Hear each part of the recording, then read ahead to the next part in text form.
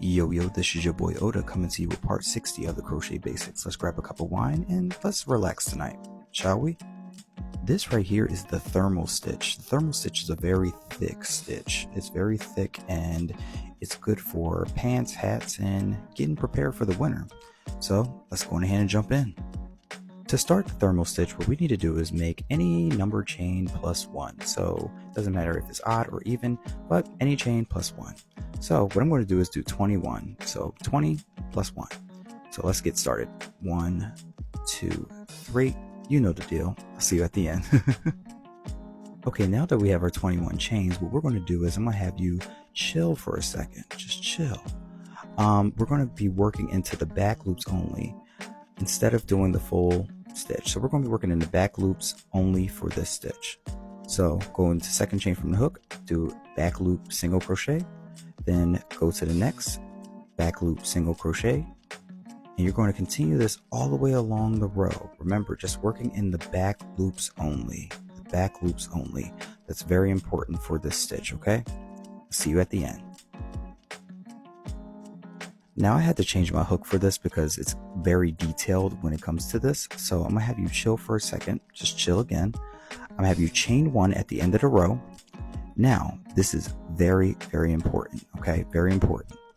Instead of working horizontally, we're gonna be working vertically to see our stitches easier. It's gonna take some getting used to, but I'll guide you along.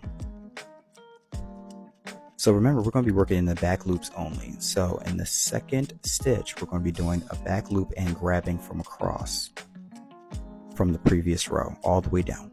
So we're going to grab the back loop, grab the across. You'll have 2 and then 2. Okay, that easy. So we're going to go to the next stitch, grab 1, grab across, and then single crochet. And then do the same exact thing again, and we're going to be doing this across the entire row. Okay, so I'm going to show you one more time. So we're going to grab this stitch, grab across, go through 2, and then go through 2, and we're going to continue that all the way to the end. So I'm going to be finishing up my last stitch here, so it's a little difficult at first, but you'll find it. The 2 and 2, and do a single crochet. Okay, chain 1, and then we're not going to turn our work. We're still going to be working vertically. Now it's going to be much easier for us to see our stitches. Now to continue, we're going to be repeating the same exact process again. So I'm going to take out my hook for a second. See these stitches? It's much easier to see these stitches now. When you start out, it's a little bit difficult.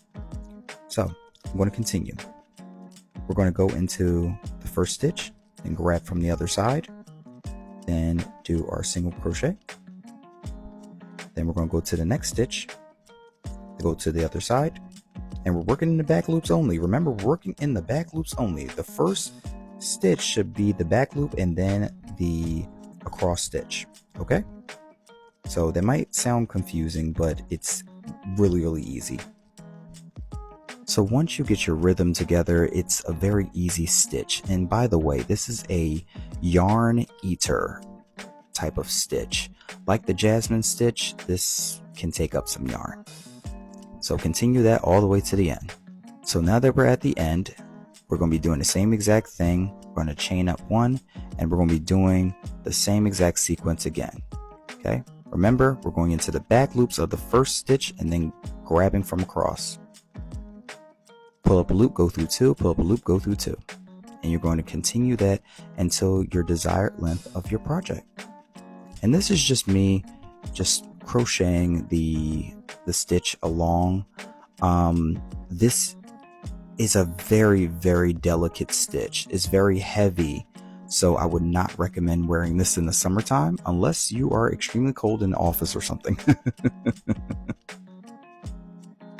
Okay, I'm just going along and just showing you that we're just working in the back loops of our current and the stitches below as well. You're going to continue that all the way across. There you go. So as you continue with this stitch, I want you to keep in mind that your stitches should line up with the previous row. There were some times that I would actually drop a stitch, so I would just chain 1 at the end and continue along. So just be very, very careful. It's very easy to lose track of your stitches with this, so just a word of caution, but you got this. I know, I believe in you.